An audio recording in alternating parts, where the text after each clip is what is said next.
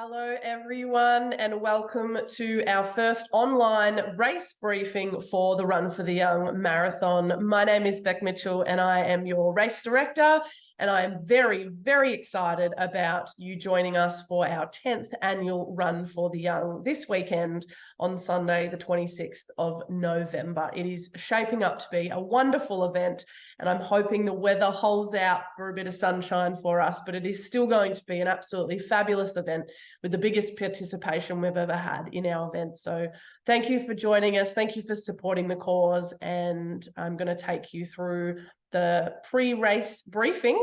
So we'll get underway.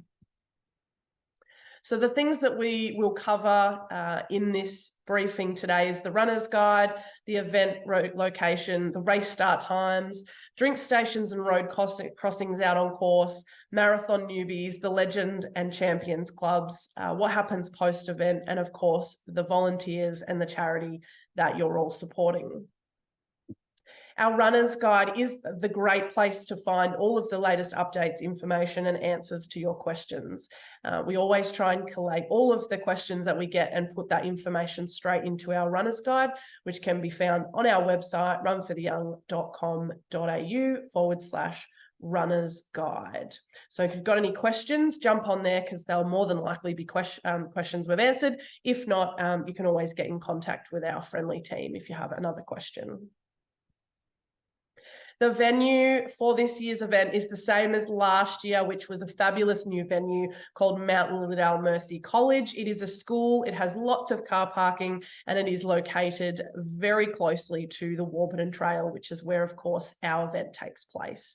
The actual address is 120 Anderson Street, Lilydale, if you're navigating yourself there on the morning. Okay, so the site layout. Site layout for us is pretty straightforward. This is showing you the car parking on the day. So there's plenty of car parking on site. Depending on what time you're arriving, this either may be full already or it might not be, but most people will be able to park on site. And then once our car parks are full, we will let you know at the front entrance and you'll be able to park in either one of the side streets or the local area. There is lots of car parking available. So if the school is full, make sure you make your way to some of the car parks in the local area. We also have toilets on site, and I know most people are looking for the toilet before they start their race. So the toilets are located just near the event area. We actually have toilets inside the building, but we also have portaloos that we're bringing in this year as well for additional toilet support, just to make sure everybody gets the chance to utilize the bathroom before they start their race. So that's always a key question. Our event area is undercover, which is fantastic, and it's one of the main buildings right next to the start-finish line, which I'll take you through as well. This is the layout of our start-finish line. As you can see, it is to the right-hand side, and we also have our timing right next to the start-finish line, and then we have other stall holders. So we've got the team from Thrive Sports Medicine joining us to aid in your recovery, which will be great. So you can go over and see those guys and start to recover and also ask any questions. We've got the team from the running company Lilydale on site, fabulous organisation and company to partner with us at this event. So go over and see those guys for all things footwear and apparel. And of course, we will have coffee and food on site that you can purchase as well before or after or during the race. We've got our merch tent, we've got first aid, and we've also got our registration marquee. It's a very large area and it's all undercover, which will be fabulous. The other thing is that we'll also have the podium up in the event area this year instead of down at the start finish line. So everybody in that main area will be able to cheer all of the place getters, and we'll be able to celebrate and do the race pre-race briefing from the podium as well. So it'll be a fantastic area to hold the event, which will be great.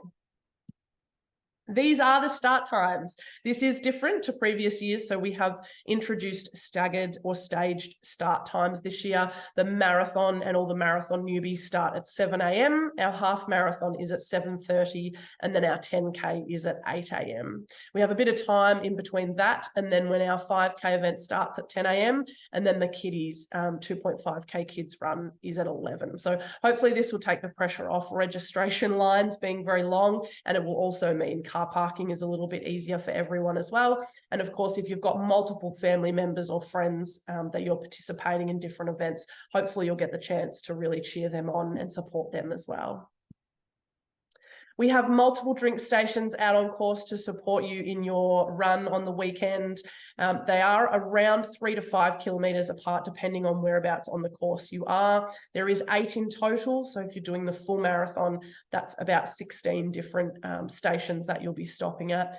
It is self-serve, okay? So we do have our friendly team out at the drink stations and they'll be assisting you, but it is self-serve. So you just pull out your cup, which of course it is BYO cup as well. So we have no longer used the plastic cups out on course, and we encourage all runners to serve themselves at the drink stations, and of course bring your own disposable collapsible cup.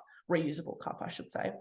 There will be both water and tailwind at these drink stations, so you'll have ample opportunity to keep hydrated and make sure that you're fueling correctly on the day. We do encourage you to bring your own hydration and fueling if you've specifically trained to that. Of course, we always encourage everybody, don't try anything new on race day.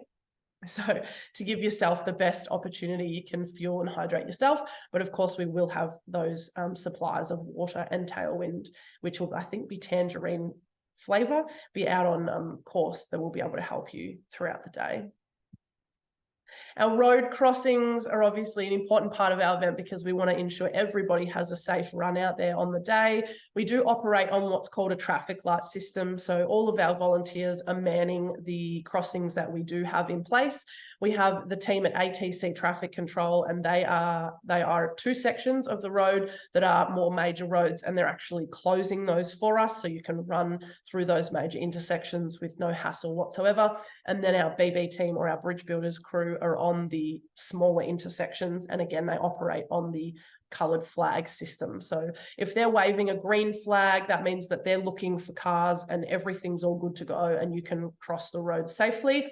If they're waving or holding up a yellow flag, that simply means caution. There's a reason why they're doing that, and it's to ensure your safety. So please take care and follow the directions of our team. Again, yellow means caution, so probably means there's traffic coming. So please be careful and yeah, listen to those instructions because they're in place for your safety.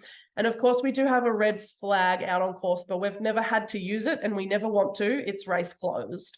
So if the red flag is being waved for some unusual reason, please make sure that you adhere to that, stop what you're doing and listen to the instructions of our team. But again, that is race closed for major catastrophes and something we never hope to use.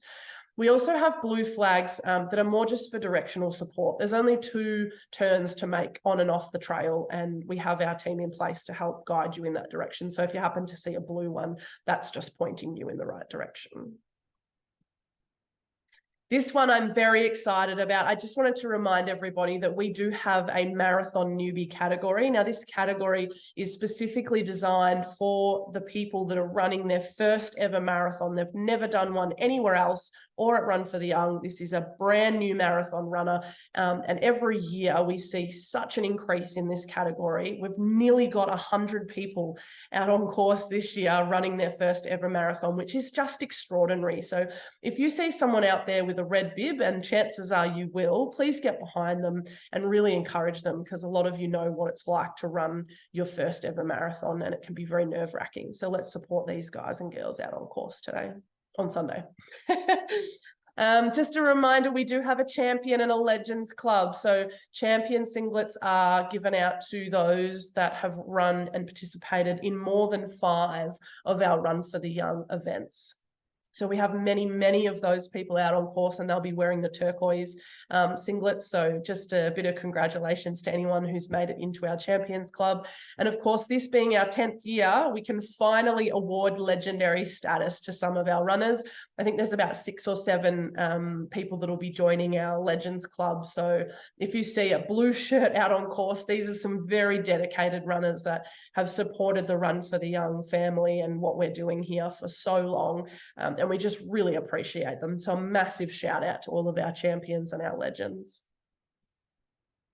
Okay, so post-event, what's going to happen is once you have finished your run, you'll be given a medal, of course, and anyone who's a place getter in 1, 2, and 3, you'll be provided with a number 1, 2, or 3 so that you can make your way over to the podium.